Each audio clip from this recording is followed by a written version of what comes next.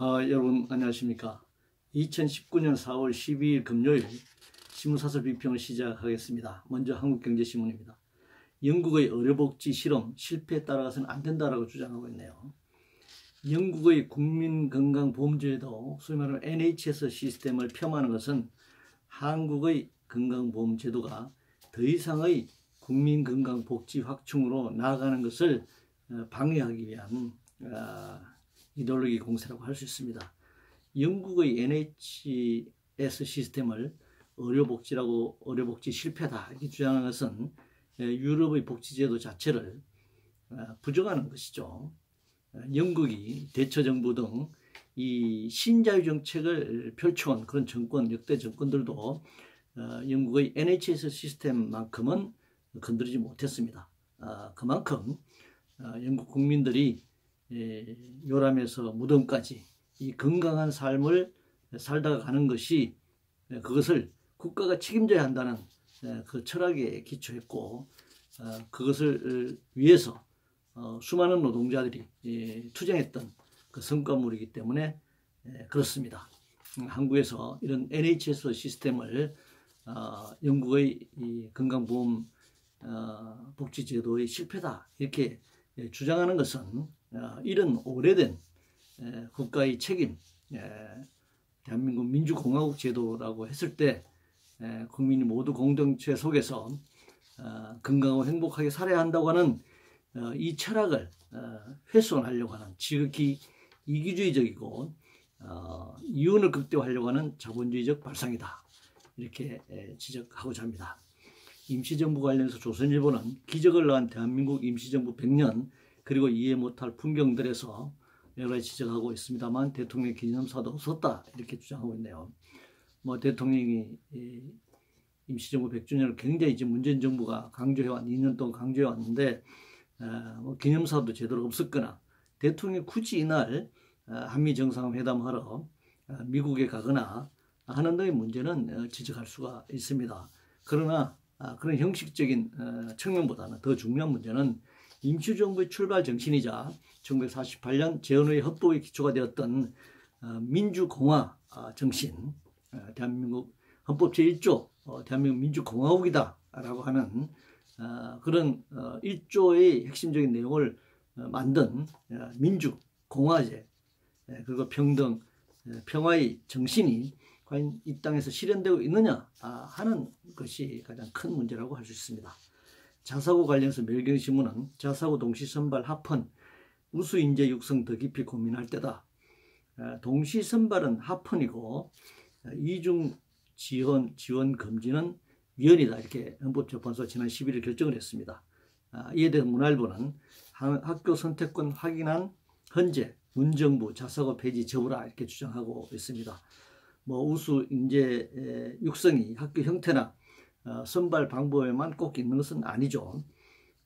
그리고 특히 우수 인재가 무엇이냐 하는 데 개념부터 정리하는 것이 필요합니다. 교육의 철학, 나아가 삶의 의미부터 교육의 기초를 삼아야 하는데 이것이 기초가 다 없는 상태에서 소위 말하면 우수 인재라고 하는 것이 무엇을 말하는 것인가 하는 데 대해서 다시 교육의 근본으로 돌아가서 생각할 필요가 있고, 교육 정책과 교육 제도에 대해서도 이런 입시 수능 제도의 문제, 자사고의 문제, 이런 그 형태적인 문제만이 아니라 본질적인 문제에 대해서 다시 고민할 필요가 있다 이렇게 생각합니다.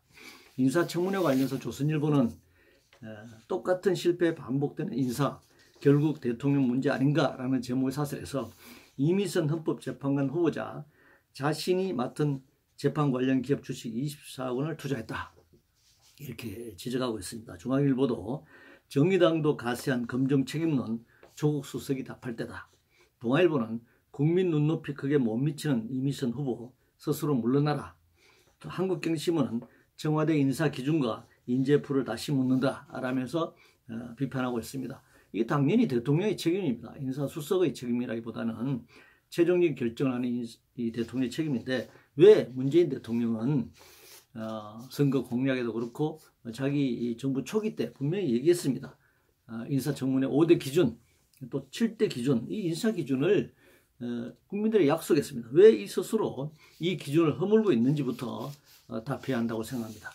세금 관련해서 한국경제신문은 기업 영웅들 날개 펼치게 해야 세금 내는 일자리 생긴다라고 주장하고 있네요. 세금 제대로 안 내는 기업 영웅들이 누구인지부터 먼저 밝히는 것이 필요하다고 생각합니다.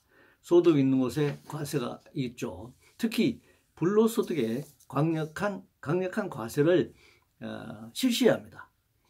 낙태죄와 관련해서 중앙일보는 66년 만에 낙태죄 헌법 불합치 결정 성평등 계기로 라는 제목의 사설을 해서 형법과 모자보건법을 개정하고 임신 중절 수술을 위한 체계적 법 마련이 필요하다. 동아일보는 66년 만에 낙태 처벌 위헌 여성 보호와 생명권 모두 존중해야 한다 주장하고 있습니다. 매일경제신문은 낙태죄 헌법 불합치 생명 존중의 가치는 지켜져야 한다 이렇게 주장하고 있습니다. 성평등, 모성보호, 생명권 모두 당연히 존중되어야 합니다. 그러나 이것이 존중되기 위해서는 이 정치, 경제, 사회문화 모든 영역에서 이것을 뒷받침할 수 있는 법적, 제도적, 재정적 이것이 뒷받침이 되어야 하는 것이죠. 말로만 뭐 얘기한다고 되는 것은 아닙니다. 우리 사회 불평등, 그 양극화가 계속 벌어지는 것은 말로만 헌법 정신을 얘기하고 헌법 정신이 규정하고 있는 내용을 제도적으로, 재정적으로, 현실적으로 뒷받침하지 못하기 때문에 그렇다라고 생각합니다. 추경과 관련해서 조선일보는 세금 6조 원 추경 먼저 정하고 돈 쓸 곳 찾아내라 닥달하고 있다라는 제목의 사설에서 470조 원의 초대형 규모로 짜인 올해 예산을 40%도 채 쓰지 못했는데도 6조 원짜리 추경 예산을 편성하겠다고 한다 이렇게 지적하고 있네요. 이 추경은 사실 신중해야 합니다. 초기 예산 조세 부담률을 높여서 재정을 기본적으로 확충해야 하는 것이죠. 경기부양 대책으로 이 추경을 남발하는 것은 당연히 문제다 이렇게 지적할 수 있습니다.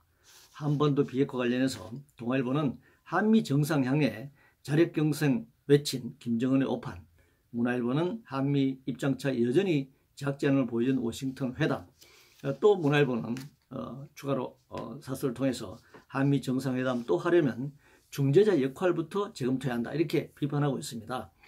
한미 입장이 아니라 사실은 핵심적인 한반도 비핵화 핵심적인 입장 차이는 북미 간의 입장 차이죠. 한국이 북미 간 협상에서 중재자 역할을 하려면 북한이든 미국이든 이게 치우치거나 종속되는 것이 아니라 중립적 위치에서 입장을 제시할 수 있어야 합니다. 한국만의 입장이 있어야 됩니다. 한반도 비핵화에 대한 한국만의 입장이 있어야 됩니다. 근데 특히 이 한미 동맹에 예속된 상태에서 어떻게 중재를 할 수 있겠습니까? 미국의 눈치나 보는 이 대한민국 정부가 어떻게 중립적 위치에 설 수 있는 것인지 이 굉장히 의문이죠. 그리고 이것은 중재자 역할이 아니라고 생각합니다. 자동차 산업 관련해서 매일경제신문은 차 산업 벼랑 끝 위기인데 노조는 딴 세상에 있나라는 제목의 사설에서 기아차 노조가 해외 전용 모델의 국내 생산을 요구하는 안건을 대연대회 상정에 빈축을 사고 있다. 노동자들의 임금과 노동 조건에 영향을 미치는 사측의 경영 방침에 대해 당연히 의견을 제시할 수 있는 것이죠. 그것은 노조가 해야 할 일입니다. 소위 말해 경영 정권이라고 하는 사적 소유에 기반해서 자본가들은 모든 경영은 주주나 경영자들에 속해 있다 이렇게 주장하는데 사실 경영에 있어서 핵심적인 내용은 노동자의 노동이 기초가 되지 않고서는 그 경영이 무슨 의미가 있겠습니까? 그 노동자들은 당연히 자본주의 사회에서 자본의 이윤을 극대화하는 과정에서 착취당할 수밖에 없는 것이고 판매 과정에 소비자 수탈이 일어납니다. 따라서 경영이라고 하더라도 경영 정권이 아니라 생산자, 소비자 모두 이해 당사자이기 때문에 이 경영에 대해서 당연히 얘기할 수 있고 특히 노조는 직접적인 임금과 노동 조건에 영향을 미치기 때문에 당연히 의견을 제시할 수 있다 이렇게 생각합니다. 이상으로 2019년 4월 12일 금요일 신문사설 비평을 모두 마치겠습니다.